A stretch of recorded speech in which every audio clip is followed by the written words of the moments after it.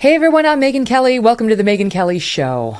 Our hearts are heavy this Monday morning as yet again an American community is in mourning thanks to a madman who decided to take out his hate on innocent people doing the most mundane and routine of tasks, grocery shopping. It had been a beautiful sunny Saturday afternoon in Buffalo, New York. Women at the Tops store to buy dinner for their families. A retired police officer working security. When an 18-year-old who was known to authorities opened fire outside the store, first killing 3 people, that former cop we mentioned, 55-year-old Aaron Salter, jumped into action and opened fire in defense of others. He was unable to take out the gunman, however, who was wearing body armor. Salter was killed and died a hero. Inside the store, people started running for their lives. Can you imagine the terror? Can you imagine just trying to shop for your groceries and some lunatic is in there trying to kill you and your children? A dad hiding with his 8-year-old daughter in a freezer to escape the gunfire. 65-year-old Celestine Cheney was there with her sister, looking to pick up some shrimp for her husband and strawberries because she wanted to make strawberry shortcake. As the bullets started flying, she and her sister ran. Her sister made it out, but Celestine, a grandmother of 6, did not. When it was all over, 10 people were dead, 3 others hurt. Nearly all of the victims were black, many of them seniors. This guy was shooting down elderly people. He's a total coward. Their families are now planning funerals far too early as their broken-hearted community kneels in prayer. Little children spotted near the store holding hands as they walk down the street, their innocence lost. Look at this picture. If you're just listening, go check it out on YouTube. And just remember, it's at the 2-minute mark of the show. Wow, you need to see this. It's 5 little children holding hands, just walking down the street together, linked in support of one another, of their community. One police officer seen bending down behind the crime scene tape to talk with young children outside the store. It's hard to see, but the little girl's shirt reads, "Love all beings." Oh my God, it's horrific. That is just horrific.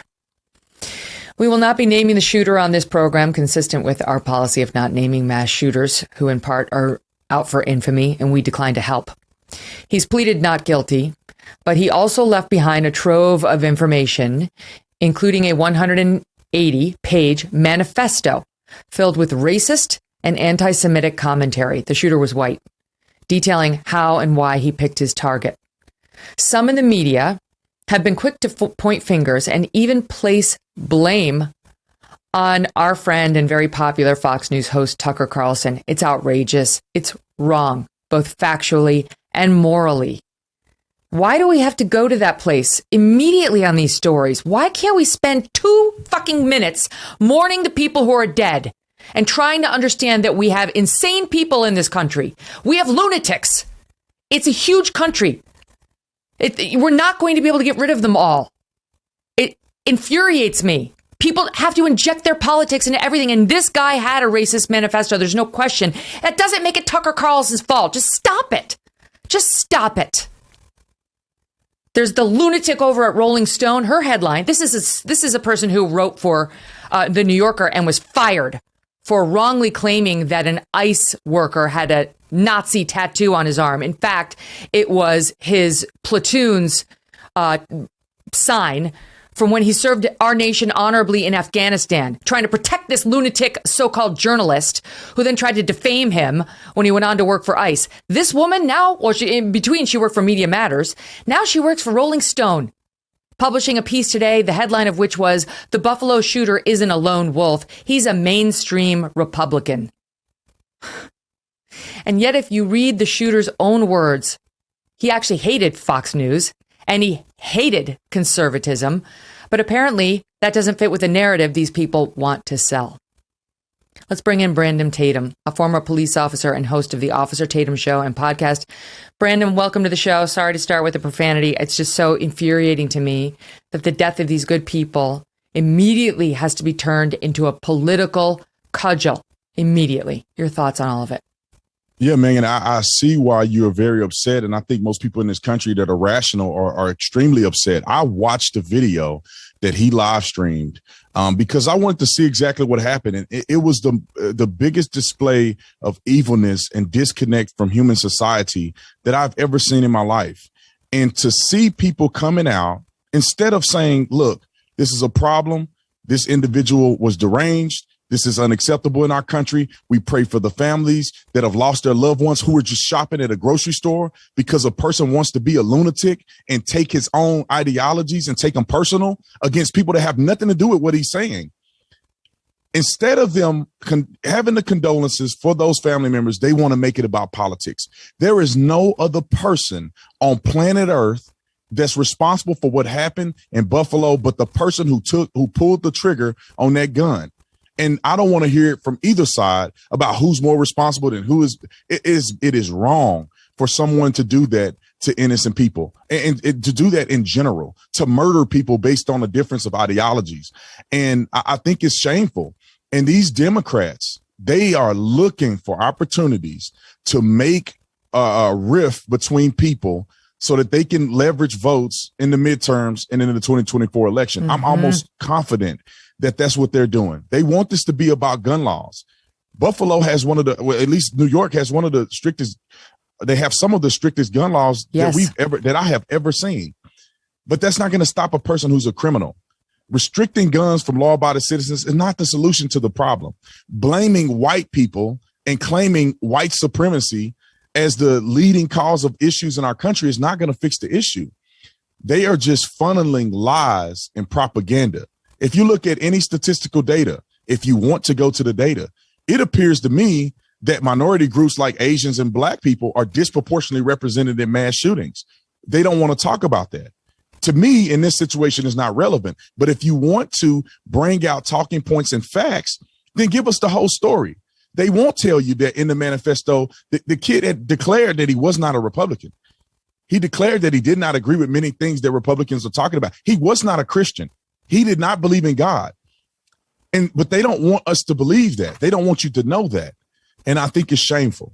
No, he calls himself a left-wing authoritarian and, quote, a populist. He says, on the political compass, I fall in the mild to moderate authoritarian left, and I would prefer to be called a populist. He spoke passionately of, this is quoting from Glenn Greenwald, who has gone through the manifesto word for word.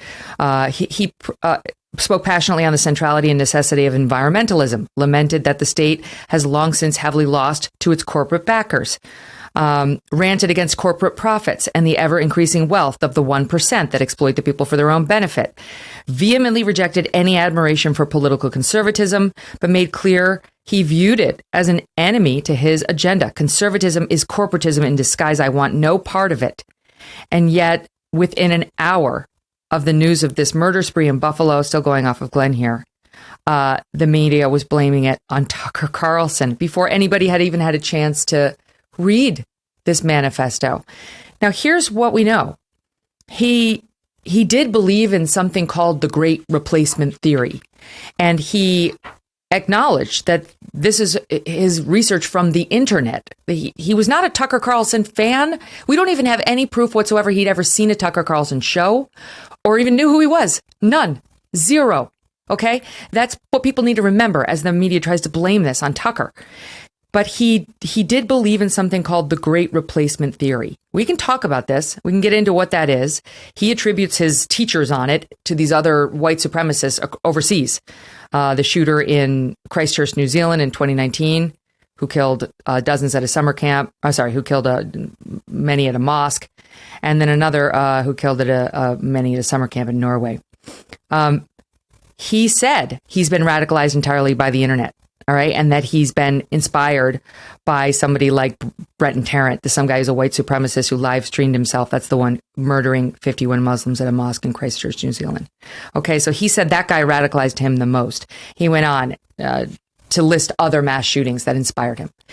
My experience with these cases, Brandon, and I don't purport to be an expert in mental health or law enforcement like you, but my experience in these cases is people who want to commit mass shootings will find whatever excuse necessary. They're not mentally well. And our system is terrible at, even once we've red flagged these people, finding a way to deprive them of their civil liberties for a temporary basis so we can figure out what to do with them so they don't unleash more hell on society. And this guy, indeed, 1 year ago, June 8th, 2021, Police were called to his high school in Conklin, New York, and they had him brought in, I guess, for a mental health evaluation, and then nothing was done. We don't know why. He spent a day and a half at the hospital. He was released. We had no further contact with law enforcement thereafter.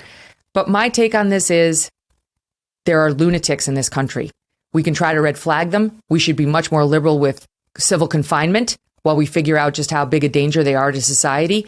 But they're motivated by all sorts of things. And to try to blame this on a television host is also insane. These people are deranged. I don't think now both people are deranged. You have the people who are trying to blame Tucker Carlson, which he's never promoted violence. If anything, he always says, speaks about not participating in violence.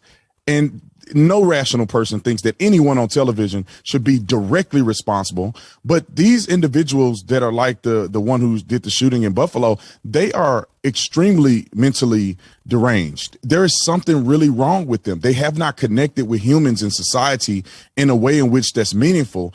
Because like I said, I watched the video, and for a person to go out and shoot people in the way he did, he has no connection to human life. And to read his manifesto, and I read large portions of it. I'm gonna try to finish reading the rest of it today. But, he's disconnected with reality. His thought process is not normal. And I'm not trying to blame his parents 100%, but you would think, as a parent myself, that you have a responsibility to monitor your child and know when there's something off with your kid. When you look at him or you challenge him on some things, you try to hold him accountable, and he has a glazed over eyes and he's playing video games that are, I would argue that he's probably playing video games that are very violent, given the fact that he has no tactical experience in the way he was operating. But as a parent, you have to monitor your children. You owe it to society to make sure your kid is okay. Why is your child threatening to shoot up a school? That don't just come from nowhere. A kid is not growing up completely normal, have no issues, and then because he looks at the internet once or twice, somehow he's okay with murdering innocent people, driving 3 hours across town, and still have the mentality that he's going to go through with it. That is a perpetuation of behavioral issues growing up that were exacerbated, in my opinion, probably during the 2020 period where kids were shut down, not being able to go to school and being able to be on the internet more often than they should have been. So I think that there's a lot of blame to go around, isolated blame for him for pulling the trigger, but there's somewhat vicarious responsibility from people like parents and authorities who have had contact with him, who have already been warned that he was a dangerous individual. And this is not the first time this has happened. No, many of these active shooters have already been in connection with FBI. Most of them have had some sort of dealings with either police, law enforcement, or school authorities who have marked them as a potential problem.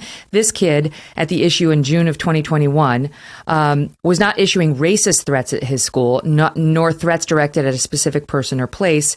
However, law enforcement told the Associated Press that this shooter, who was then 17, had threatened to shoot up Pennsylvania's Susquehanna High School around the time of graduation. Okay, so it wasn't a race-based thing. It was just he wanted to shoot a bunch of people a year ago. Then he spends time on the internet, obviously, following these mass shootings, which were racially motivated, and he finds new inspiration to kill a different group of innocent people. We can talk about all of it. We can talk about great replacement theory. We can talk about the fact that there are white supremacists in the United States. We're not unique in that. We do have some here, without casting this huge wide net to encompass all Republicans, like the lunatic from Rolling Stone says. Even Liz Cheney is out there today tweeting about her own party, like somehow the GOP is to blame for this. It's so deeply wrong. And if you did this, look what happened in Waukesha, where a black man mowed down all these older people, like these marching grannies they went by. They were white. It was shortly after the Kyle Rittenhouse verdict. And he had very anti-white and anti-Semitic postings online. The media totally ignored it. No problem. They only do this one way, Brandon, and it is to push their own political agenda, which is part of the reason why we never make progress on what's really driving these things. 1,000%. I mean, that's why I think it's invaluable. And I know they've scraped it from the internet. It's very hard to see it somewhat. If you are an intelligent person and you want to get to the bottom of and find solutions, you may want to read to a certain degree this person's manifesto to get insight on what is in the minds of this young man. And are these issues that are perpetuated in other young men? What are the issues that are going on, and address those? If you are just sitting saying Tucker Carlson is the issue, that's not going to stop the next kid from doing what he's doing or what this guy did. It's not going to stop anything. Exactly. And if you are just doing this for political expediency, you're not accomplishing anything. And Liz Cheney and these cowardice Republicans, they are the biggest cowards I've ever seen in my life. They are no better than these deranged leftist Democrats. When you are sitting here and you know the truth, Liz knows the truth. She's not that, ignorant, but you're pushing an agenda to gain favor in an election season. Yes. That's all that this is. And Democrats specifically, because I think they do this the worst, they need to tone down their rhetoric, especially lies and propaganda that they're pushing out there. When you get on television, I know people may not like to hear me say this, but when you get on television and you consistently talk about white people as if they're the enemy of our country, our founding fathers are not right in the eyes of Democrats. Police officers are racist in the eyes of Democrats. Every white person has some level of white privilege, which puts them at an advantage over every black person in America, according to the Democrats. They do want to push that white people get pushed away from mainstream society. And when you continue to push this crazy rhetoric, not saying it's 100% their fault, but you better watch out for these lunatics that take that. And let me add this point too. Just like the dude in Waukesha, I forget, I hope I'm not saying it wrong, in an individual in Dallas that shot up those police officers, murdered them in cold blood, only shooting white police officers. The rhetoric that's being spewed that black people are under attack and that the white man is holding us back and we are no better off today than we were in slavery. That rhetoric too builds hatred and animosity within people and cause them to be radicalized. I think that the radical gentleman, and I won't call him a gentleman, he's an evil thug, the guy in Buffalo, I would argue that the divisive behavior and radicalization comes from some of the things that are being spewed, some of the hatred rhetoric, some of it. I'm not saying that all of it or a majority of it, but some of that is coming from what these Democrats are spewing. And it's not based in truth. It's based in lies and hatred. He actually had reportedly the names of one of the victims who was mowed down in Waukesha on his gun. So, I mean, who knows what his real motivation was. I want to know more about what he wanted to do in June of 2021. And I realized it was very focused on race, and he was an anti-Semite as well by the time he walked into that Buffalo grocery store. But we're not doing ourselves any favors by pretending this is the fault of a cable news host. The same as we didn't do ourselves any favors by, if to the extent anybody thought Rachel Maddow was to blame for the Bernie Sanders supporter who went and shot Steve Scalise and 4 others. Even though that guy specifically said, unlike this guy, he was obsessed with Rachel Maddow. He loved her show. He was a huge fan, right? So he was listening to all of her narratives about the GOP, and then he went up and shot a bunch of Republicans on a baseball field. That wasn't her fault.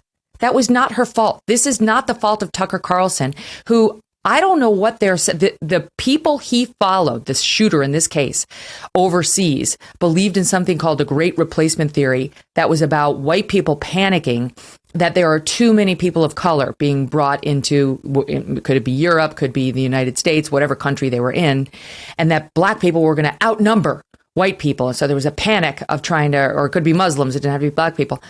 And so that's what they use as the Great Replacement Theory. That is not at all what Tucker Carlson talks about on his show. He's pro-America first. He doesn't care whether you're black. He doesn't care whether you're white. Doesn't care whether you're Muslim. He's pro-America first. And he doesn't like illegal immigration, which is a totally mainstream Republican position. Used to be a mainstream Democrat position, too. I asked him about some of this blowback when he came on my show last September. Here's a bit of our exchange. So the great replacement theory is in fact not a theory. It's something that the Democrats brag about constantly, up to and including the president. And in one sentence, it's this: rather than convince the current population that our policies are working and they should vote for us as a result, we can't be bothered to do that. We're instead going to change the composition of the population and bring in people who will vote for us. So there isn't actually inherently a racial component to it. And obviously I'm not going to stop saying it because they're saying it. They've written books about it and monographs and endless number of speeches. Immigration will make this a more democratic country. Okay, that's what they believe. That was Teddy Kennedy's motive in passing the 1965 immigration law, was to change the composition of the country. And I just think that that's anti-democratic. American citizens should control their government, and they do it by voting. And if you dilute their voting power with immigration, you are undermining democracy by definition. Political immigration. That's what he's talking about. He's not talking. This isn't. But the media tries to get him. They try to get him by saying, "Oh, it's like a sister." His argument is like a sister of what those mass shooters pursued. And therefore, this is his fault, even though there's absolutely no tie between Tucker and this shooter. The shooter, as far as we know, couldn't stand Fox News and didn't even know who Tucker was. Right. I think that what they do is they strategically conflate a few different things, and therefore they can find consistency wherever they want to plagiarize consistency in what anybody says. I personally think that there's an attack on white straight men in this country. Does that mean that you're supposed to go out and kill people? No, nobody's even alluding to that. It's being aware of an issue, and then you use your vote and you go out and run for office and do things that you think can make a difference. It is clear that they're trying to influx a different voting class into the United States of America through illegal immigration. Because when you see that Black people in this country are falling away from the Democrat Party at the numbers in which we've seen over the last several years throughout Donald Trump's administration, they are panicking politically. And that's why when they go out to run for office or they have the presidential debate, they're starting to speak in Spanish. What are you speaking in Spanish for? That's not the language in the United States of America. And to be honest, if people only speak Spanish and they don't know English, they're watching Telemundo. They're not watching a regular TV program that you speak Spanish for 3 seconds.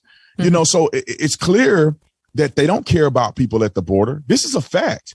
They don't care that kids are getting trafficked. They don't care that women are getting raped. They don't care that people are getting left in the desert by coyotes whom are paid to bring people over to our country. They don't care. They want them to come here to America. They're willing to extract resources from the American citizens and our tax dollars to support these individuals with the hopes that one day they'll be able to grant massive citizenship to all of these people. And in return, they'll get votes. That's exactly what they're doing. They've turned away from the minority vote in the Black community. I believe they turned away from it. They pander here and there. They get cackling Kamala Harris in there. They go down to Buffalo to, I don't know what they're going to do down there. To give a little speech. Joe Biden's on his way. He's going to Waukesha. Yeah. He's going to Buffalo. He did not go to Waukesha. He did not go to Waukesha, Wisconsin when the dancing grandmothers got mowed down. And that headline on CNN was car attacks parade goers. Not a Black man who had written anti-white posts online and anti-Semitic posts online attacking white people, because when it's that way, race has nothing to do with it, right? Joe Biden didn't feel the need to go there. And now you have a white man intentionally killing Black people. And for sure, he said race had something to do with it. I get it. But the total knee-jerk need to ignore race when it's the one way and make it all about race when it's the other is obvious to all of us. That's why Joe Biden's going there. He sees an electoral opportunity. And Megyn, it's a weird thing that, it's crazy how instantaneously they've validated this manifesto. Because as soon as the shooting happened, there's emerged this manifesto and they validated it. And in my opinion, initially, I was like, how do they know this is even real? How do they know this is not something somebody then recreated on his behalf? How do we not understand that? I mean, that's actually a very interesting point, because they do. I've been through enough terrorist attacks here in the United States where it's committed by a Muslim man, where they spend days before they'll say it's real. This hateful document that he posted in justification of his actions. They're so careful right? When that's the profile. But now it's like, hey, definitely him. Here you go. Now, I just want to show the audience what we're talking about because there's such a wide smattering. I mean, every morning I listen to conservative news podcasts and liberal news podcasts to make sure no one's corrupting my brain. I don't want to be manipulated by anybody. And so I do put myself through the NPR Up First podcast every morning. And they mentioned Tucker. They were like, and to their credit, they mentioned that there was absolutely no link in the manifesto to Tucker or saying the guy was a fan, but they blamed it on him. They quoted Media Matters. They said it's basically a political argument that's been, it's very dangerous for him to be making this in Fox News. And they were not alone. I'll give you a couple of the examples before I play the soundbite. CNN's Abby Phillip calls out Tucker in Fox News. If you watch Fox News, this is the mainstay of their primetime hours. Tucker discusses it sometimes in euphemistic form, but not really all that euphemistic. Representative Adam Schiff. Tucker's many things, but he's not stupid. When he pushes racist conspiracies like the Great Replacement, he knows the risks. He knows some view his vile hate as a call to arms. The problem is Tucker just doesn't give a damn about anyone but himself. Rick Wilson. The Buffalo Killers manifesto reads like this is a Lincoln Project guy, reads like a job application for a junior producer on Tucker Carlson. And no, I'm not being flippant. Matthew Dowd, always to be counted on for something terrible. Though they aren't likely to be held criminally responsible, I hold morally responsible for the shooting in Buffalo. Folks like Tucker, Laura Ingraham, Trump, GOP leaders like Elise Stefanik, Cruz, Hawley, etc. Get them all in there. Rob Reiner, the actor turned deranged tweeter. The racist massacre in Buffalo rests at the feet of Donald Trump, Tucker Carlson, and the GOP. There are not fine people on both sides. And here is a soundbite giving you a bit more of that. And there are people, and I don't think we should be dancing around his name. There are people like Tucker Carlson who are directly trying to preach to these people. Tucker Carlson has said right-wing extremism doesn't exist. It's not a thing. If you watch Fox News, this is the mainstay of their primetime hours. Tucker Carlson discusses it in sometimes euphemistic form. It's so crazy, Brandon. We literally had an anti-police and anti-white supremacist ideology on display last month. This is a guy, self-identified black nationalist, who went on a shooting spree on the New York City subway. They moved on from that story too in about 2 seconds, right? But Tucker Carlson, and by the way, none of those people said anything about Rachel Maddow, right? They see an opportunity to silence somebody who's got a very big platform and a very effective way of messaging on many things, and who they perceive as a threat. They're trying to take him out. First was the New York Times with this deep profile trying to say he's a racist. And now they can't spend 2 minutes mourning the dead. They got to blame it on a cable news host. Yes, it's crazy that they picked Tucker Carlson. I feel like they're going to get a man more publicity, and then people are going to realize that they completely lied, and that's not what he stands for. No Republicans stand for this stuff, man. Every Republican has come out very clearly and decisively and said this guy's a complete lunatic. It is asinine to me because they act as if every Republican is a white person. What about the black people who support Tucker Carlson and watch him every single day? You ain't black, Brandon. You ain't black. Maybe you've heard our president's already weighed in on that.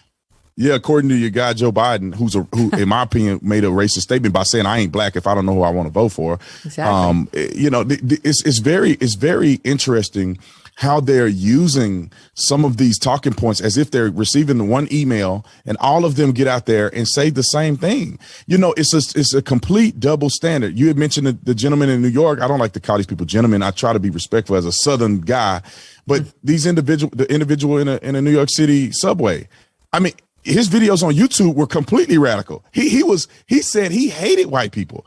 And that white people are the scum. Black people should not even have relationships with white people. They should not mix. That is one of the most deranged racist things I've ever heard. He goes out and shoots up a subway full of white people, and they won't even cover it. They won't even call him a radical. And I'll tell you this, people, I don't know what they're thinking. Like, there's radical people on both sides. There are black people out here that adamantly hate white people and they attack them. Now, I'm going to make this point because I think if they want to be fair about making points and trying to hold people accountable based on rhetoric, then every rapper that I have heard in the last 15 years should all be indicted and go to prison when you look at the murders that occur in the inner cities. 50+% of all murders in this country are associated with black males. And most of the victims are black males. And when you look at the rap music and the rhetoric from that side of it, then how are they not vicariously responsible? How are they not responsible when the music is telling other young brothers to kill each other and to murder people and to be sexually promiscuous?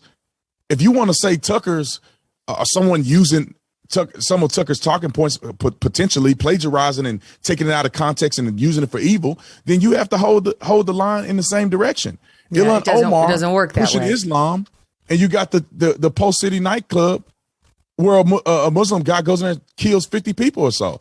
Why is she not responsible? How is pushing Islam and Sharia law not responsible for that? If we're not going to hold everybody to the same account, then people need to shut up with making that comparison. I have to tell you, it's wrong, but it's also scary because unlike Trump, who took a lot of this, kind of incoming, Tucker doesn't have Secret Service protecting him. I'm not going to get into his security, but he's much more vulnerable. And I don't want to hear one more word about reporters crying in their soup over mean tweets and what a toxic environment the internet is for reporters just trying to do their jobs, who are now creating this kind of rhetoric about a guy hosting a cable news show who has defended Black Americans, Muslim Americans, Jewish Americans, white Americans. Doesn't matter. He's about America first. And they don't like it. And they are endangering him when there's this kind of a pile-on trying to say this man at his cable news post is responsible for the death of 10 people. It's wrong. I say again, it's factually wrong. It's morally wrong. And it's dangerous. We need to have an honest discussion about what drove this 18-year-old to want to murder a bunch of people. And I'll tell you this last thing, Brandon. When I was at NBC, I did in-depth reporting on this because the shootings kept happening. It was right after Parkland. And I had on a bunch of mothers who had children they knew were sociopaths. They knew. They were loving mothers, but they knew. And there is no place in this country for them to go. There's no facility in this country for them to bring their child. Mothers who are raising the red flag, never mind a school teacher, a principal, a Boy Scout leader. And this is the age. 18 to 25, if you're going to have a psychotic break, this is about when it happens. We need to be focusing once and for all on the absolutely deplorable mental health system for these kids and the absolutely non-existent system for, yes, temporarily depriving them of their civil liberties while we figure out what to do with people we understand are a risk to society. I'll give you the last word, sir.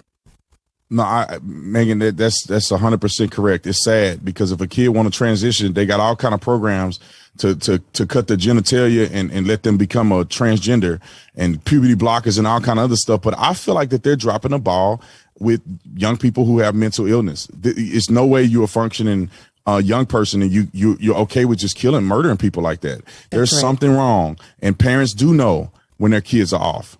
Yeah, I have family members who are off. We know that they're off. We know that something is going on in their mind, and we need more resources. How do we get help for them without it turning violent?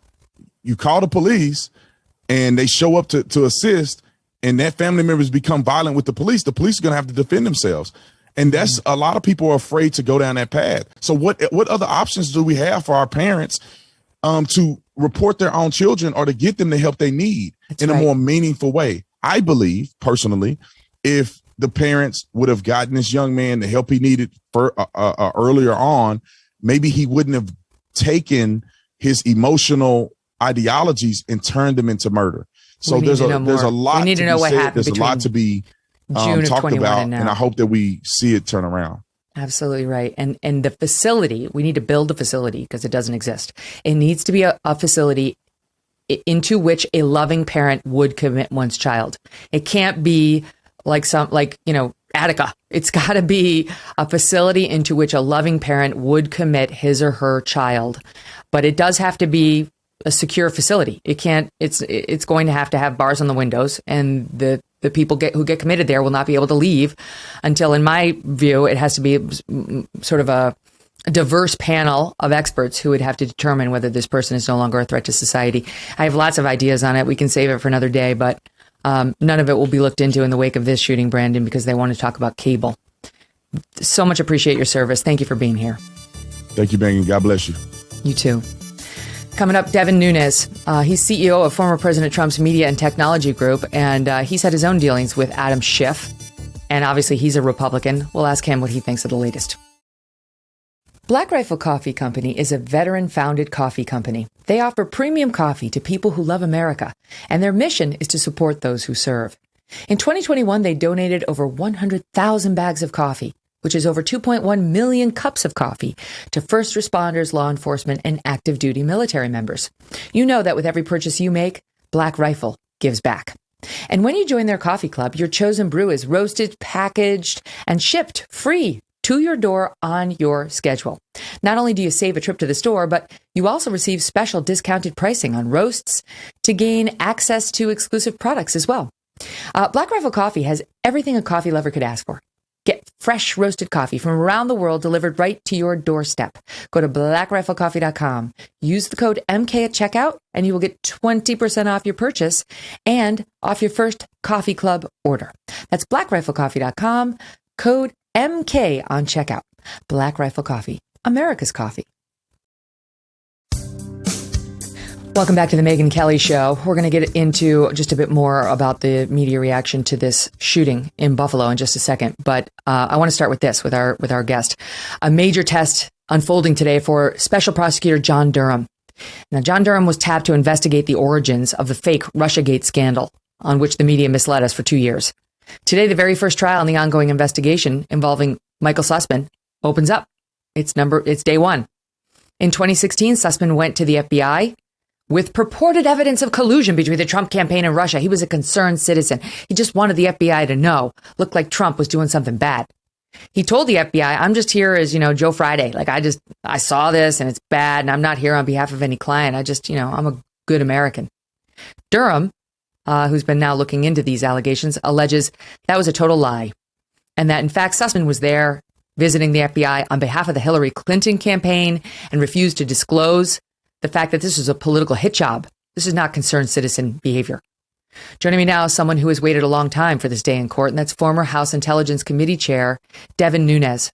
Devin is now CEO of former President Trump's media and technology group.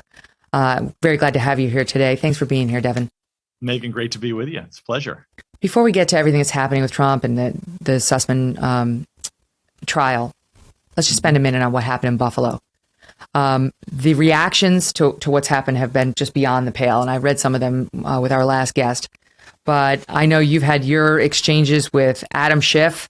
Instead of taking a moment to just reflect on what's happened here, the loss of life and the mental health crisis that we're facing in our country, he decides to tweet about Tucker Carlson. I read it in part before. Here it is again. Tucker Carlson is many things, but he's not stupid. When he pushes racist conspiracy theories like the Great Replacement, he knows the risks. He knows some view his vile hate as a call to arms. The problem is Tucker just doesn't give a damn about anyone but himself.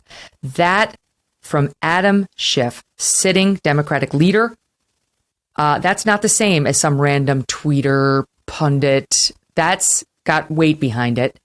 And your view on whether that is the responsible reaction to this. I mean, Megyn, this is a guy who for 5 years now running has done exactly this. I mean, he's constantly gaslighting. I mean, he clearly knew I know we're going to go into the Sussman case, but, he was the main perpetrator of the Russia hoax.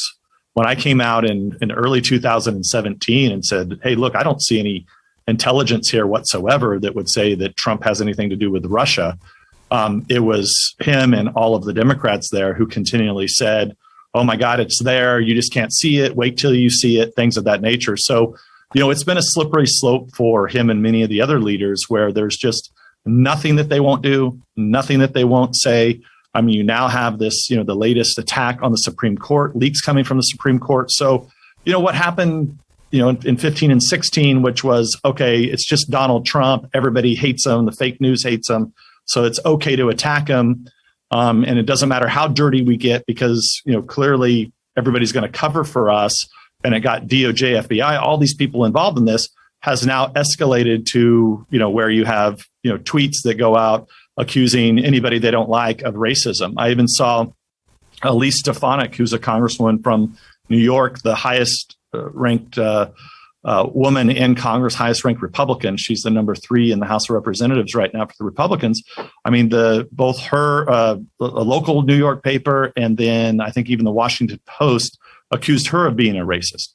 And so, look, I don't know what the basis is for it, but, clearly it's kind of odd too, I think, and maybe some of your future guests can get into this, but it's like you have one of these tragic events or it's a shooting and then it triggers other shootings, right? Because we had one in California just yesterday, day after, and then there was one in Milwaukee the day before. It's strange what motivates these people, but a lot of times it is mental illness. And as someone who has been targeted multiple times by people with mental illness, it doesn't help when you have the left wing in this country gaslighting all over the place and making it sound okay that someone did some of this and try to push blame to people when we've known for a long time. There is a serious mental illness problem, and it's almost consistently every time there's been one of these mass shootings, it's been something that potentially we could have been fixed if they had the right help. Mm-hmm. But as far as we know, our governor in New York State now is blaming the gun. We need tighter gun laws. Meanwhile, New York State has some of the tightest gun laws in the country. She's using this as an excuse to ask the Supreme Court to decide in her favor on the gun case that's pending before them right now, where they're trying to decide whether New York's very restrictive gun laws, where you cannot get a concealed carry, not open carry, a concealed carry permit unless you have some special circumstances. You basically have to prove that you're a crime victim, you've been stalked, whatever. Can't get it if you're just a regular citizen. And that argument didn't go well for the governor of New York. It looks like the Supreme Court, in my view and the view of most legal experts watching it, it's going to go the other way, and they're going to strike down that law, at least in New York. She used what happened yesterday in Buffalo as an excuse to try to say, hope the court goes my way. As if concealed carry has anything to do with this. As someone who spent, 2 decades in Washington, there are kind of these core, almost fanatical religious, it's almost like a religion to them now. And that is, you have to be, for the Green New Deal, for all the extreme climate stuff, you have to be anti-gun and you have to be pro-abortion. And if you're not those 3, you don't really make it out of a Democratic primary because the party has lurched so far to the left. I think when I first arrived in Congress, there used to be, not a lot of Democrats that were pro-life and pro-Second Amendment, but there was a handful. It was a significant number. I can't tell if it was 15 or 20, but it was a significant number. And now there's like 0. Yep. The View. Forgive me for quoting a commentator on The View to you, but you mentioned Elise Stefanik, which is what made me think of it. And that show just aired. And Anna Navarro, who used to be a Republican, she's a never Trump Republican. She's obviously a very far left person now. She said, and I quote, "If you are an advertiser advertising on that station, meaning Fox, you are part of the problem. If you sit on the board and are trying to be a civilized person, Paul Ryan, my friends, I'm talking to you. You are part of the problem. If you are a Republican donor tweeting about how bad you feel about this, but you're donating to people like Elise Stefanik, you are part of the problem." And here begins the pile on every Republican or their supporters.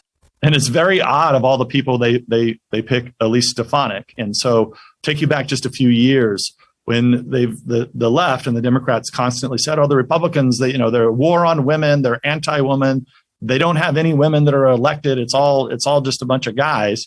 Well, what they failed to say is that Nancy Pelosi took it upon herself, spent extra money to defeat Republican women back in 2018 and 2020.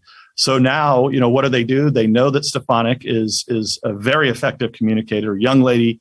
And I've worked with her for a long time. She was actually very instrumental in dealing with Adam Schiff during the Russia hoax. So she's a very effective leader and happens to be, not only that, but she's also a woman. So clearly, whatever they have designs on her because they see her as a threat, or people wouldn't be piling on like this. Look, she's going to have, from my perspective, she's got a massive defamation and slander case here against that local New York paper and probably the Washington Post and potentially even Navarro. And I don't know, who she's. I don't know. Is that NBC? I don't even know. I don't watch ABC. The View. Yeah, good ABC, for you. Yeah, ABC. I don't recommend it. We'll watch it so you don't have to. No, you're absolutely right, because and it's almost, in a way, a badge of honor, because if they're coming for you, it means they think you're effective and they feel threatened by you. That's but right. in this particular case, it's dangerous. It's just genuinely dangerous to try to tell the nation that she or Tucker, Paul Ryan, for goodness sake, somehow has moral responsibility, or in fact actual responsibility, some sort of actual link to a guy who just committed mass murder. It isn't true. Well, and remember, they've been very effective at this. Right. So, I mean, you know this because of your time at Fox. I mean, Fox and Newsmax, One America News, they've been very effective at getting these woke corporations, which now I think probably 90% of the corporations in public, companies in the United States are woke now, or they have to, pray to some woke god. So they're not able to spend their advertising dollars. I mean, you look at the shows that are on Fox, even though they have, sometimes 2, 3, 4, even 5 times the ratings, you will not see, and this is no slam on Mike Lindell and the MyPillow guy, but you'll often see multiple MyPillow commercials. Now, why is MyPillow able to buy those? It's because the big corporates are throwing all their money to MSNBC, CNN, and the other networks, which you could argue is not even a good use of money, because clearly there's a massive audience on these conservative networks. So That's right. Look, they're targeting Paul Ryan because they probably believe that they can get him and the Fox board to take some action. And they won't stop there, right? At first they'll mention it in the press.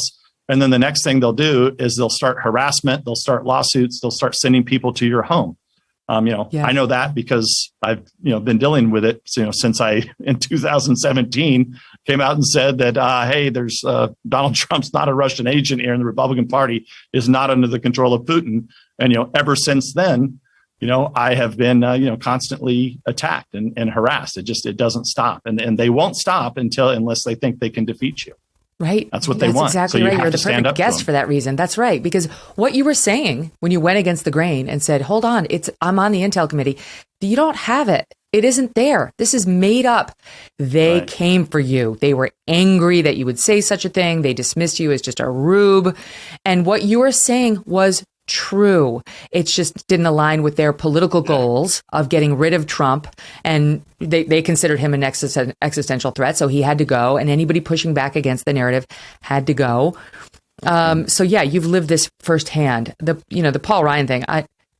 My prediction is the Fox will not bend.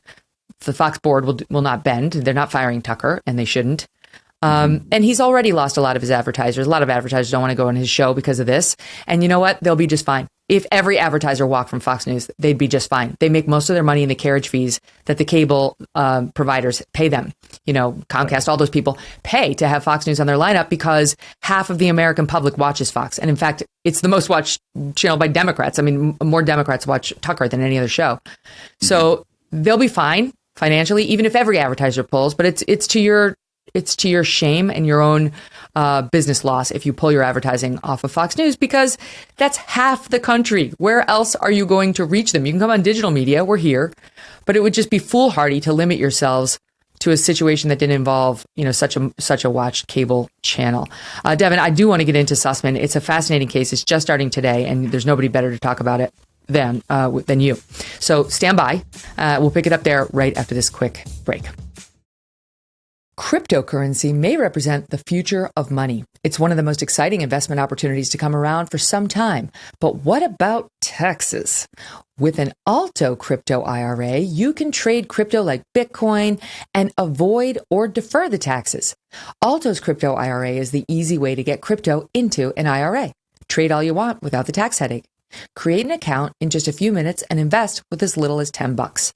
No setup charges and no account fees. Secure trading 24/7 through Alto's integration with Coinbase. Ready to take your investments to the next level? Diversify like the pros. Diversify and trade without tax headaches. Open an Alto crypto IRA with as little as $10. Just go to altoira.com/Megyn. ALTOIRA.com/MEGYN. Start investing in cryptocurrency today by going to altoira.com/Megyn.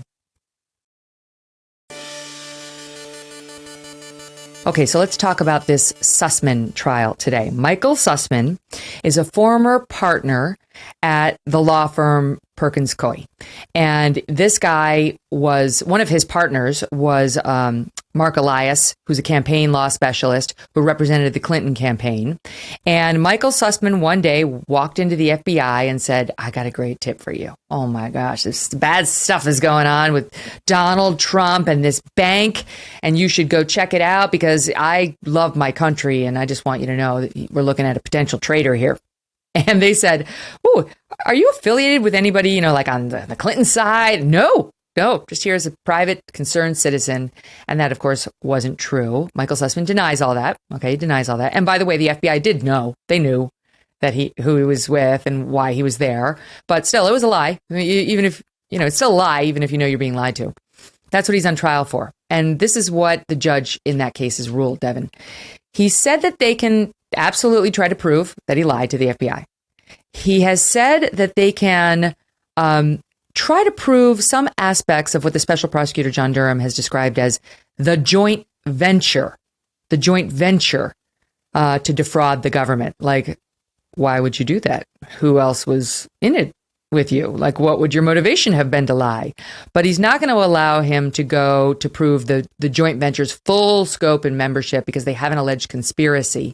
So it's like a little bit of a net to get the people around Sussman, but it's not the full fisherman's net to try to get everybody who is in on this. Do I have it right, basically? Yeah. So we can unpack that a little bit. So what's happening here is that they got Sussman on something that really pits him against the dirty cops at DOJ and FBI.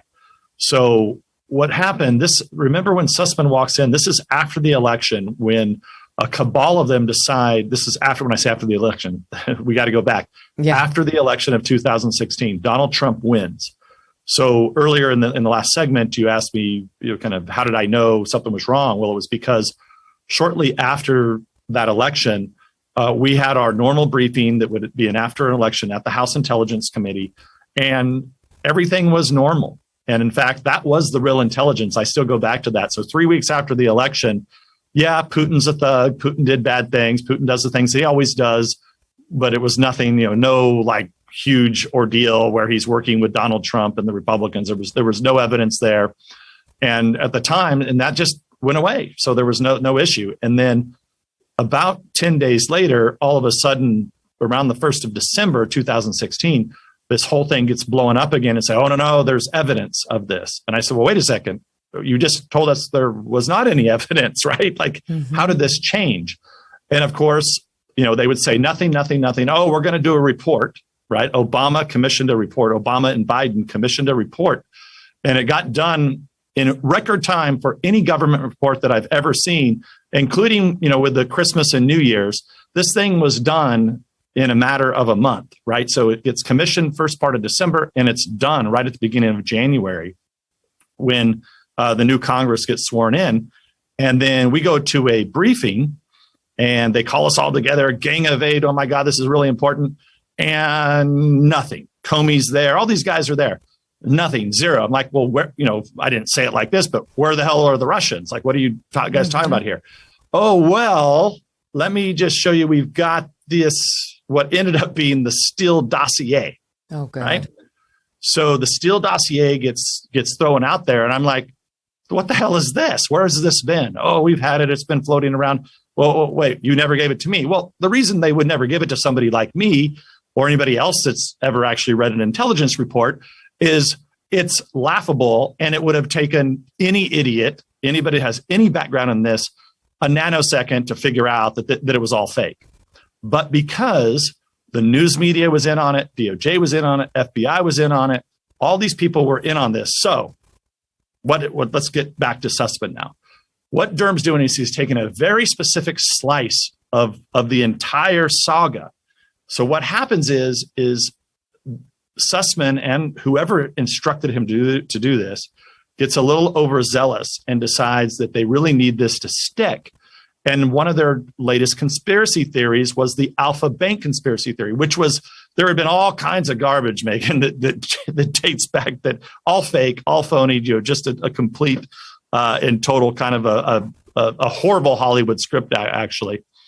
And then Sussman and they concoct this thing of, oh my God, there's Russian banks that are that are pinging with the Donald Trump servers, while at the same time, they're so desperate, they get this tech company that appears to have government contracts. They actually do go and get and spy on Trump Tower, Trump apartments, ultimately the White House when Trump was sworn in.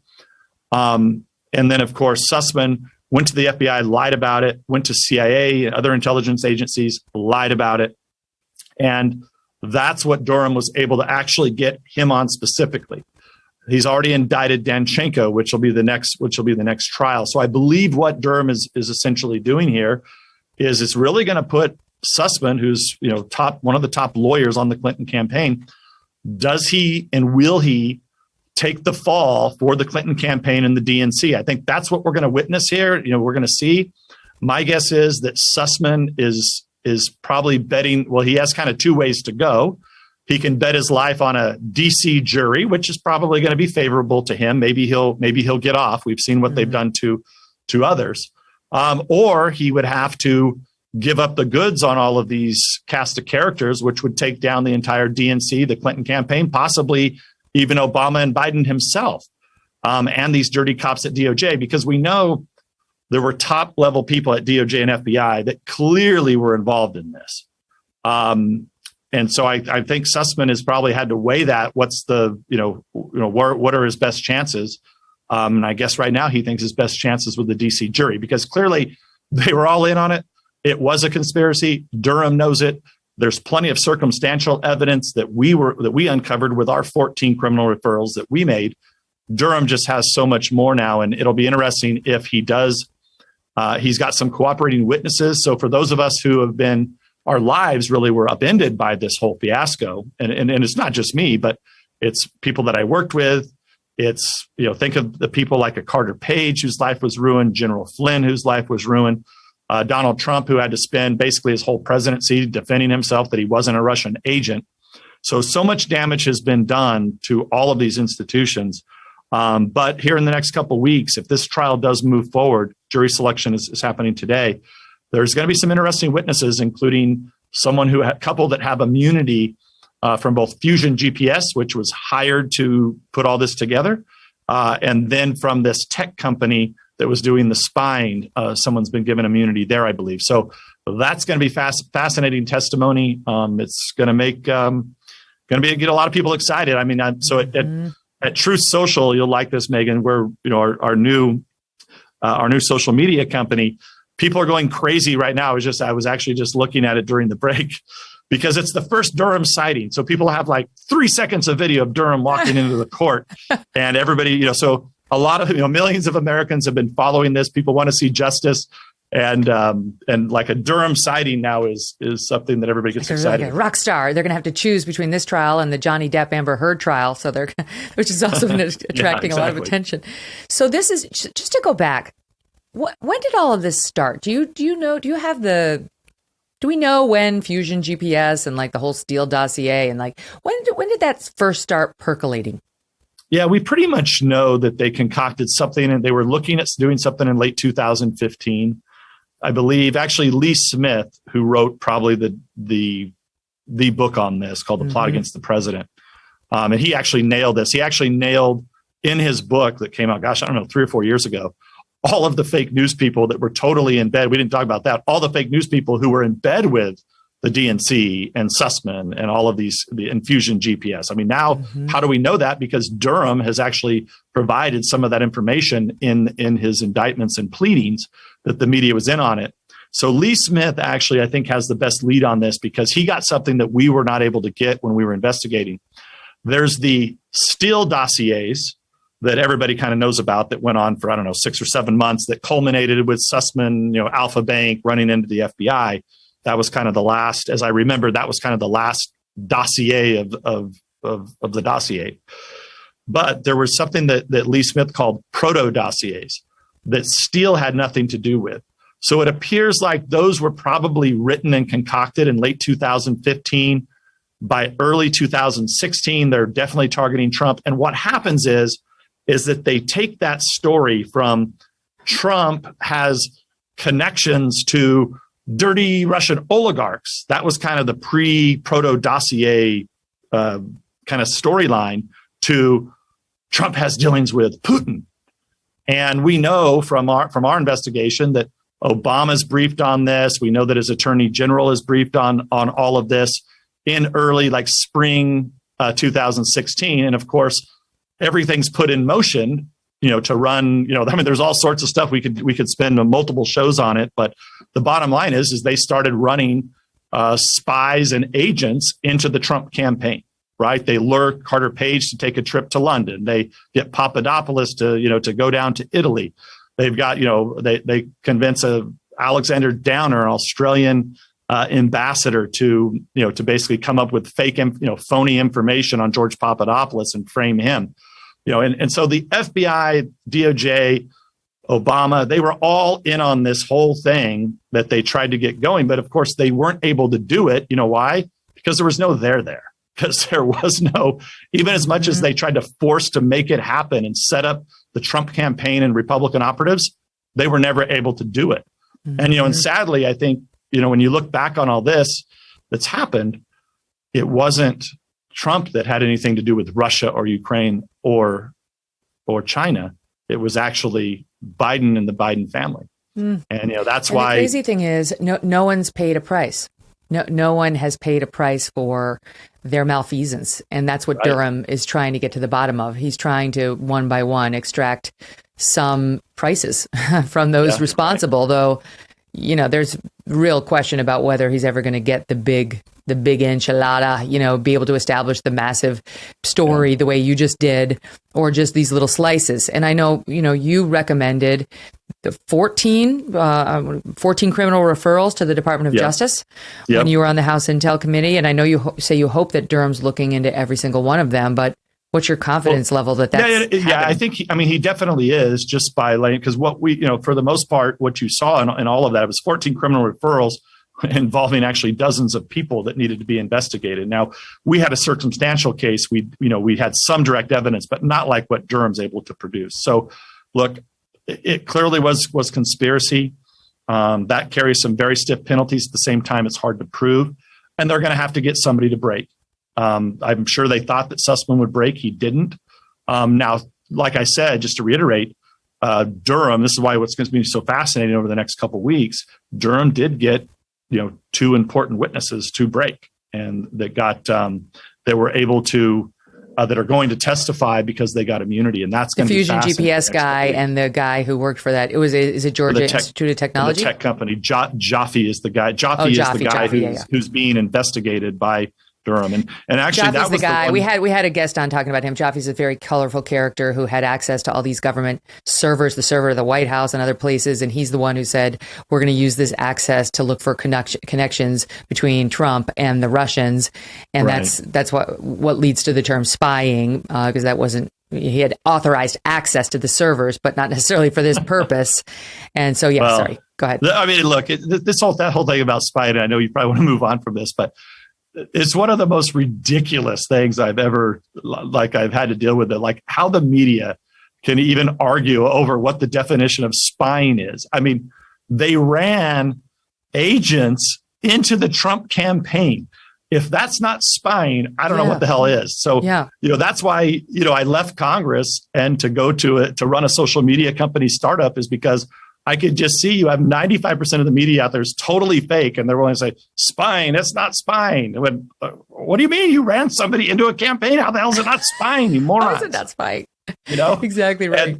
And so, and then when you run that through through the Facebooks and the Instagrams and all of that, and they say, oh no, the Hunter Biden laptop story, we're killing that completely. Like we're going to kill the story right before an election. And oh, by the way, Zuckerberg just happens to throw in $420 million into a campaign in the targeted states. I mean, we just have lost our ability to even communicate with one another because people are so reliant on these phones and on their iPads and on their desktops. And, and I think that's why and I say this, Megyn, because this is kind of how this went down for me.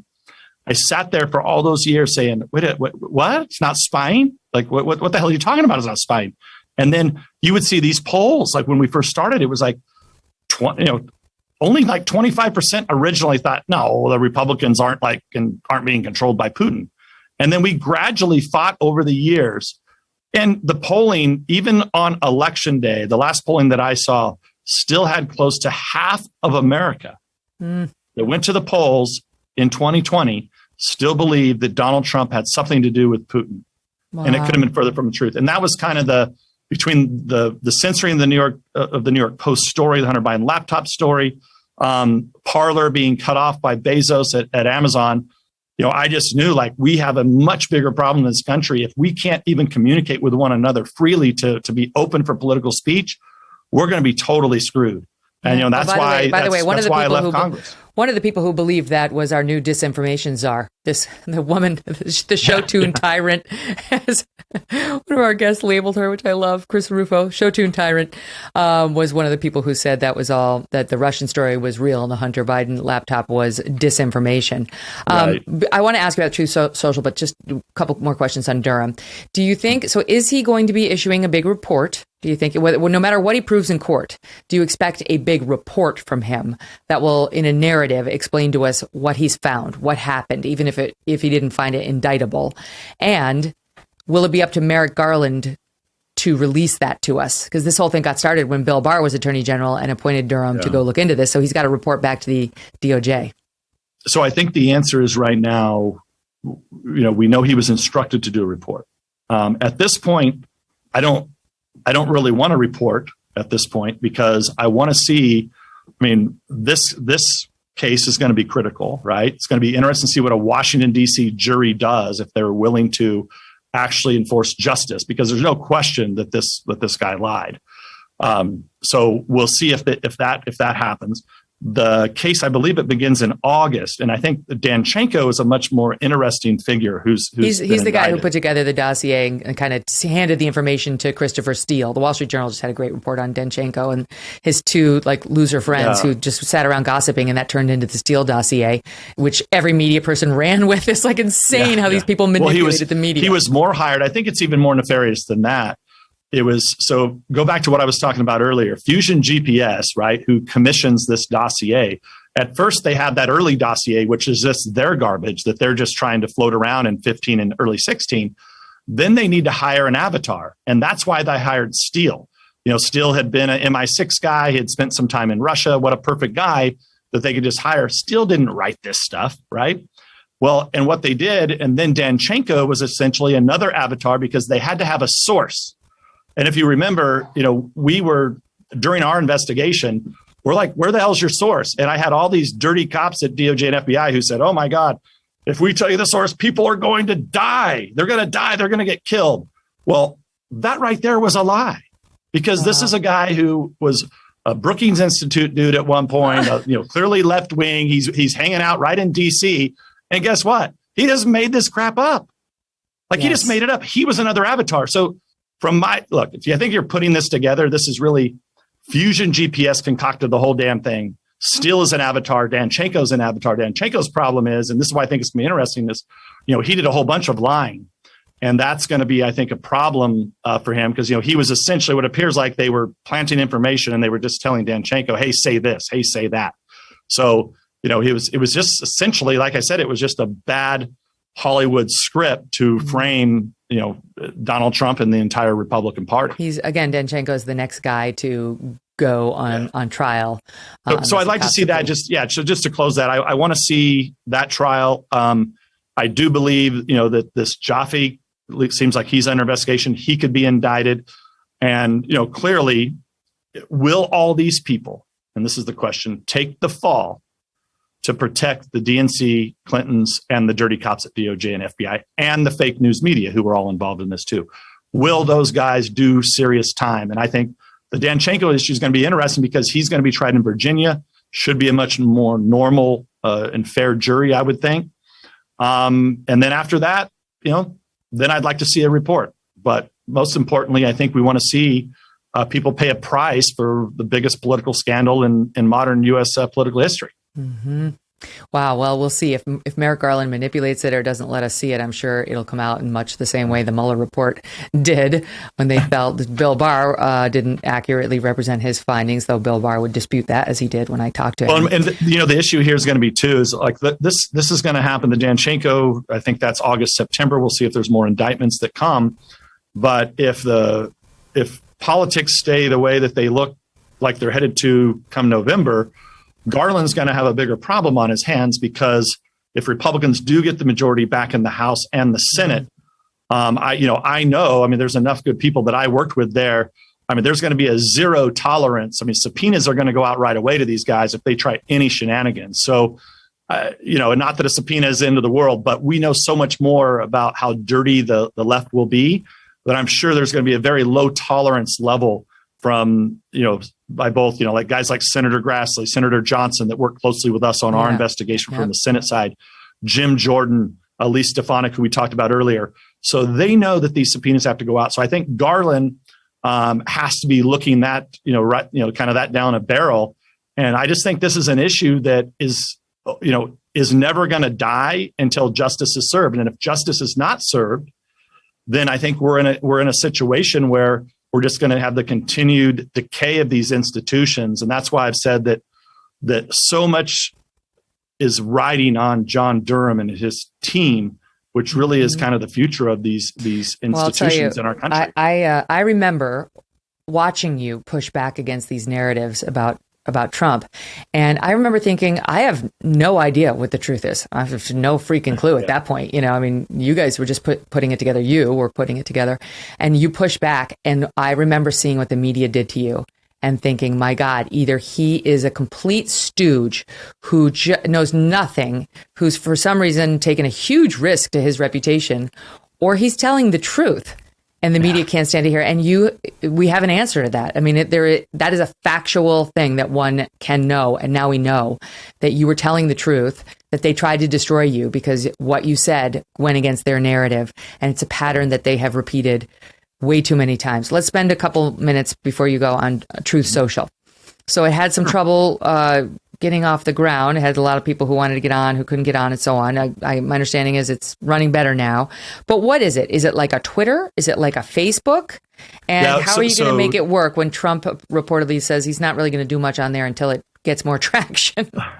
Well, that's so a lot of that, once again, it's basically been fake news, right? So I took, it's a startup company, took over in January. Both President Trump and I said, look, we're not going to do anything till the end of the first quarter in terms of being available, for the full public. So what we did do, though, is we started beta testing. Actually, in early February, we started beta testing, and we slowly were adding people. We had an overwhelming number of people sign up that wanted to be on that on the app, and we just couldn't take them yet because we're not doing things like relying on these big tech companies. We were building out our whole entire cloud so that we can't be canceled because we want to protect our users and our user base. So kind of what happened, Megyn, is that as we were rolling out and we had a huge wait list, which, by the way, was the plan. That's a good sign. And the fake news said, oh, it's a disaster. Nobody's on it. It's like, hey, morons, did you not see what we've been saying? And then lo and behold, middle of April, we opened up Rumble Cloud wide open. So everybody can go to the Apple App Store and download it. And by the way, then it was 10 days in a row, like at number one on the Apple App Store. And I think the fake news media didn't know what to do. We were even ahead of Twitter, who was, taking up all the oxygen in the room. We were actually ahead of them. This was during the kind of the whole when Elon Musk was going to buy them, is essentially when we launched on Apple. And now in the coming days, we're actually going to be open for our web browser. We're beta testing that now, have been for a while, and we're going to go live with that here just in a matter of a few days. So, the truth is that we're the fastest growing social media company, I would argue, in history. Nobody's added more users like we have. And we're only on the Apple App Store and only in the United States of America, I will add. So what we're, so I've had to just kind of deal with that, like these fake news narratives, which good thing is I'm used to it. Yeah. Donald Trump now is on there. He's Trump posting fans 4, 5, 6, 7 times a day. Okay. And our goal is to be a place where you can't be canceled. You're not going to be censored politically. But also, more importantly, what we're looking at is people have migrated to Instagram and TikTok. are where the kind of the consumer is. And so we need a platform. So we do a lot of we already do what Twitter can do. But I would say we have really good pictures and we have really good video. And our goal is to have a real component like Instagram has with video, but still be a place for content creators like yourself where you can easily post links and get clicks. Because I think that's one of the problems with Instagram. Instagram sucks you in. They keep you there. They keep people there for a long time. But Megyn Kelly doesn't get very many clicks. She may get views, but you don't get actual clicks down to your podcast. Somebody may watch it for 5 minutes, but they don't click and actually download your podcast. So we're looking at, that's where the market is. There are, hundreds of millions of Americans and people around the globe. What if I go on there and I say something not nice about President Trump? Does my link still work? Oh my God. It happens all the time. I'm only teasing. No, I know it does. Oh yeah. Oh my God. I gotta go. But so I need a quick answer on this. But do you believe he's really going to stay off Twitter? He says he's not going back on Twitter. Yeah. Twitter that's an interesting case. So I was making the case about Instagram and I've been saying this for a while. We spend any time at Truth Social that we spend worrying about Twitter is a waste of our time. And I know that, and kind of you're seeing this now in the last few days with Elon Musk, where he came out and said that it's 5%, that it's greater than 5% are bots or fake accounts. Yeah. What I've said, and I'll stick by this, it's a lot closer on Twitter to being 5% only real accounts than it is to being only 5% fake accounts. So normal people. And I'm not, no offense to you, Megyn, but look, celebrities, Hollywood people, political hacks, old political people like myself. Yeah, those types of people are on Twitter. It's like an echo chamber for blue checkers to go argue with one another. It's annoying. But I promise you, if you go to kind of your high school friends or college friends and you say, how many of you in the room are on Twitter? And I guarantee you, probably only your hand would go up, Megyn. Yeah, well, there would be nobody else. Now, I Instagram, only have a toe Facebook, on Twitter. I tell you, I don't spend that much time on it. Like, I mean, your boss now, Trump used to tweet 58 times a day. That was like an actual stat. I just can't do it. I have too busy a life. And he did too, but he had people helping him.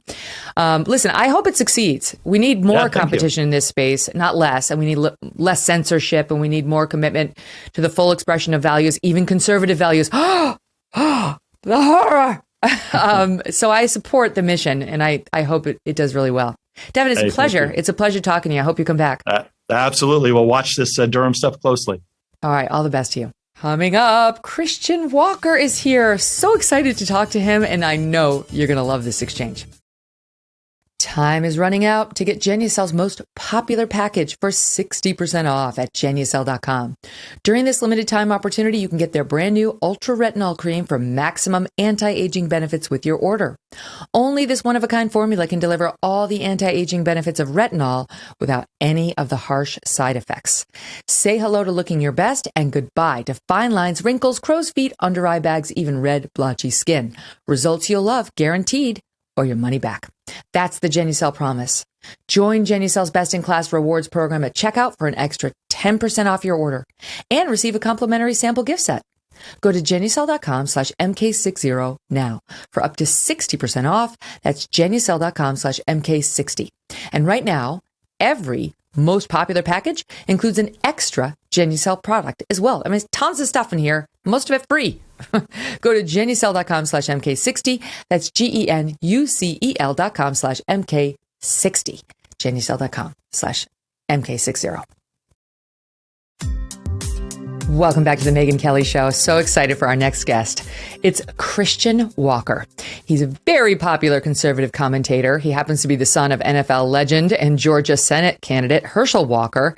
And he is a social media influencer with millions of TikTok and Instagram followers who has been requested many times by our listeners.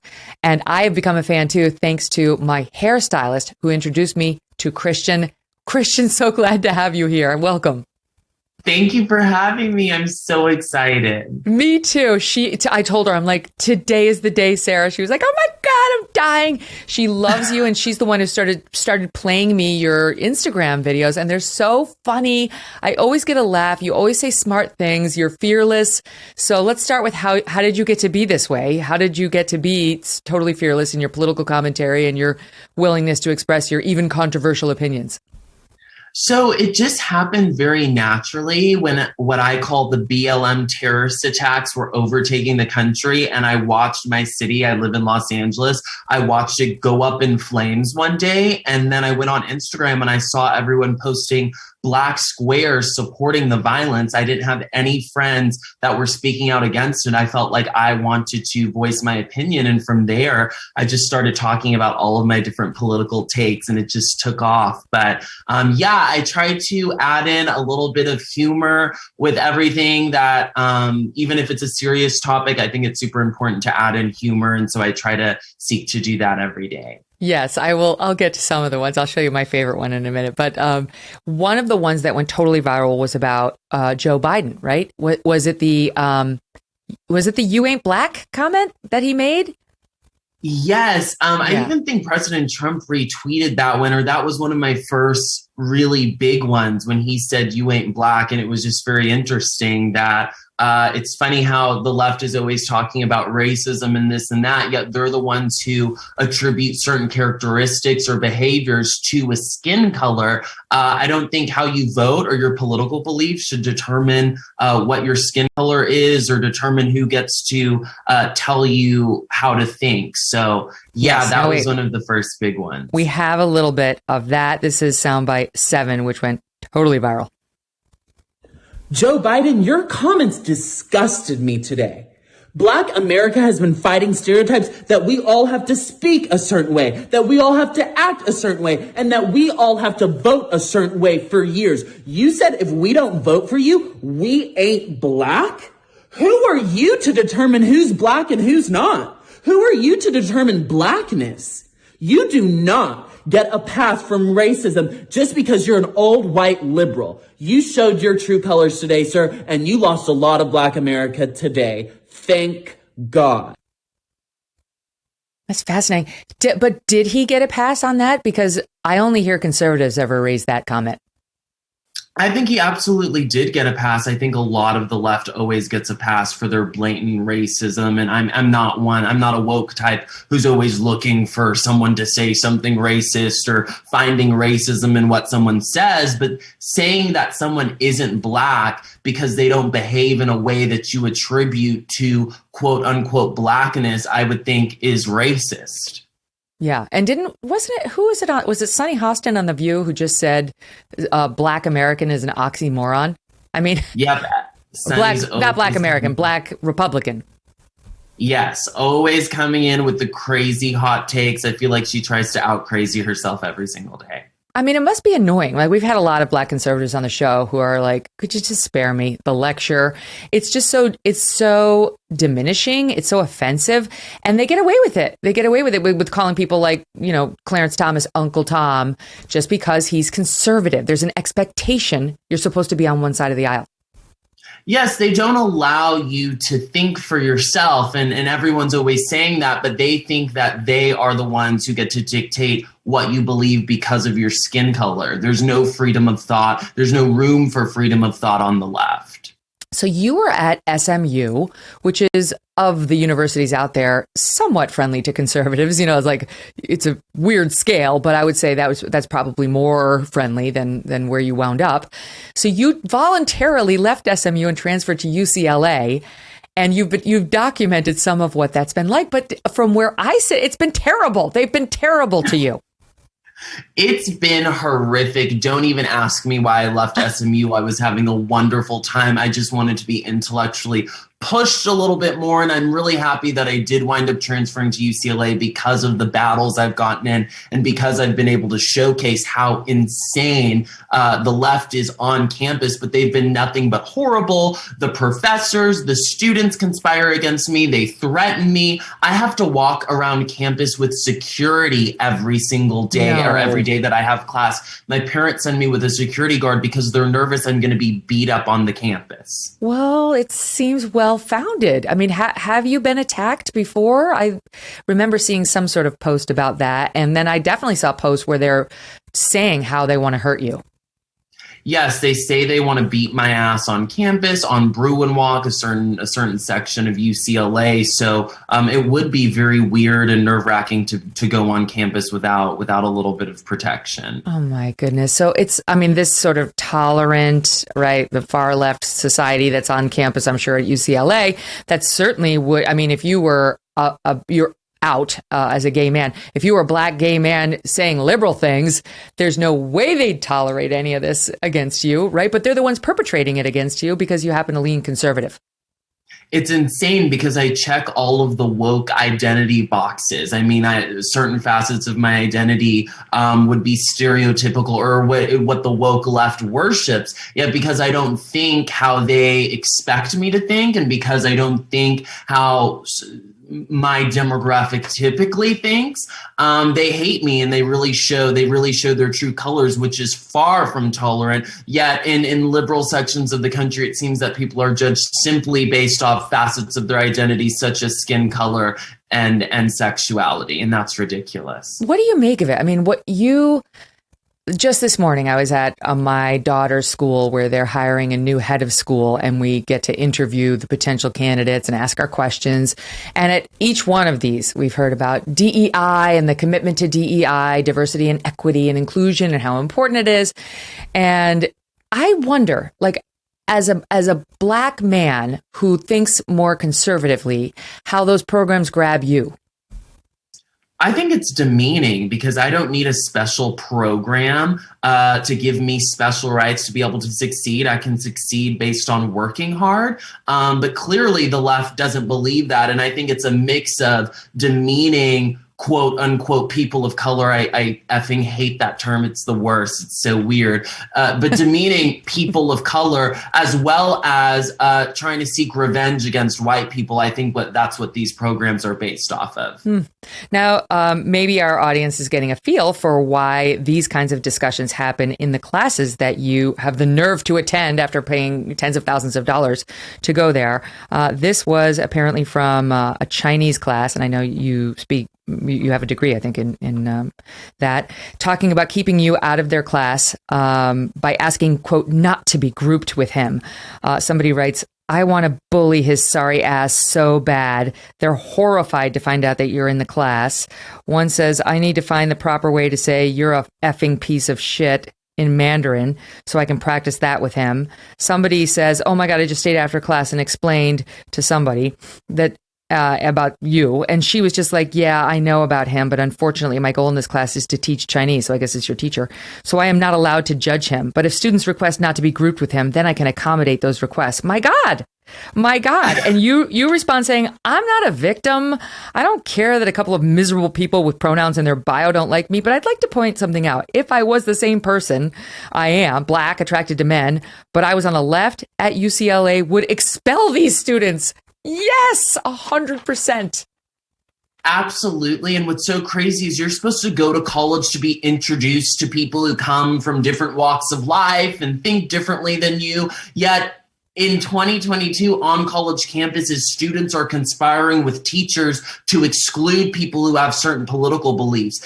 I had another classmate who emailed the teacher, I'm a Nazi because I'm a conservative. Oh. So this is the sort of rhetoric and the sort of discrimination that conservative students face on college campuses. Now, it's not just, sadly, the students and some of these professors. The university itself came for you. They sent out some tweets saying, we understand some inappropriate or hateful comments have been made. And I wasn't sure what it was about. Here I have it. The UCLA Dean of Students tweets out, Dean of Students is aware of remarks in which a student uses hurtful language on social media. Here you go, Christian. The words we use online can hurt or heal. While freedom of speech may protect the right to make offensive statements, we encourage our students to exercise their rights in a way that is principled, thoughtful, and respectful. And what they mean is leftist. What did you make of that? Exactly. So I had said the word retard in reference to, I said that a lot of times the N-word is weaponized against white people. So Black people will call each other the N-word all the time, rap about it in their songs. And then if a white person happens to rap along to a popular song, suddenly they're enemy number one. They need to be fired from their job. And I called that idea retarded.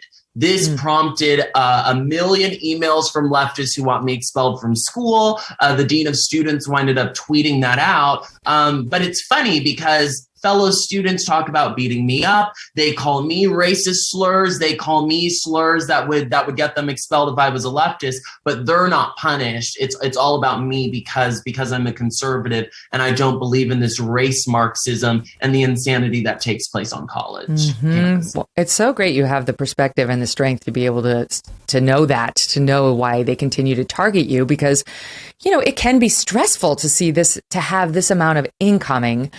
And there's a lot of nastiness and threats and hate and so on. So does that affect you at all? I always say, I know there's so many conservative students that don't have my platform and really are utilizing college or at least their undergrad degree to be accepted to a med program or go to law school. So they don't have the courage to speak up. They're scared that professors will punish them grade wise. So if I can use my platform and my position and how blessed I've been to shed light on what's taking place on campuses and help end the discrimination against conservative students, I'm happy to do that, even if it means backlash. That's awesome. I just love that so much. So I referred to you as a gay man, which I shouldn't have done. You don't like that term. You use it.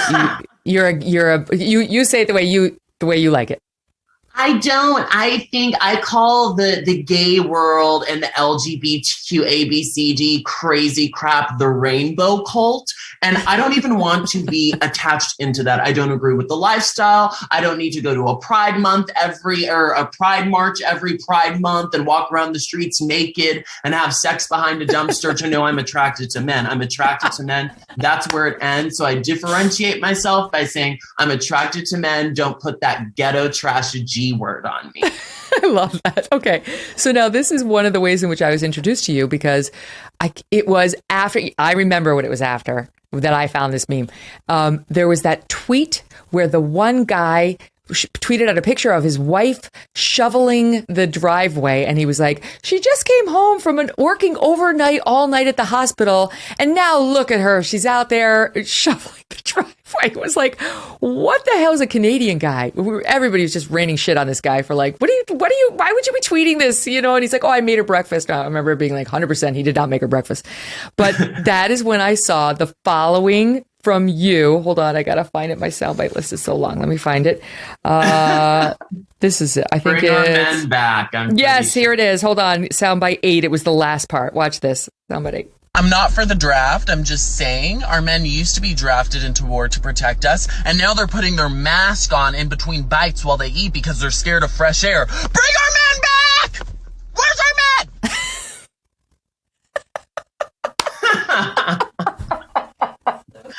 Can we bring our big, strong muscle protectors back? What happened to them? They're at pride marches.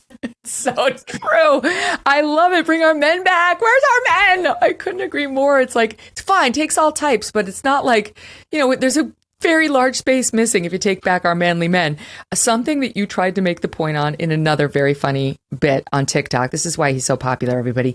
This is soundbite 12 on feminism. Watch this.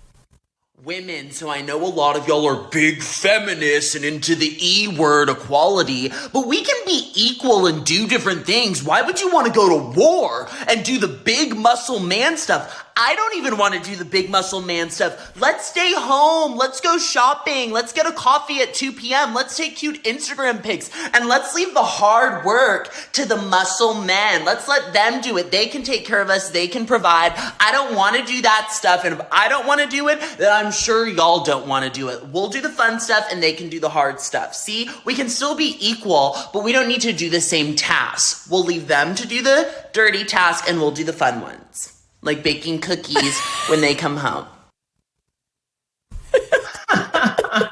It's so funny because The response to that video came from all the like Marxist far left feminists, and they were like, he's right, that's exactly what I want. And I'm like, this is literally traditional conservatism just packaged in a fun way, and Yes. you say that's what you want.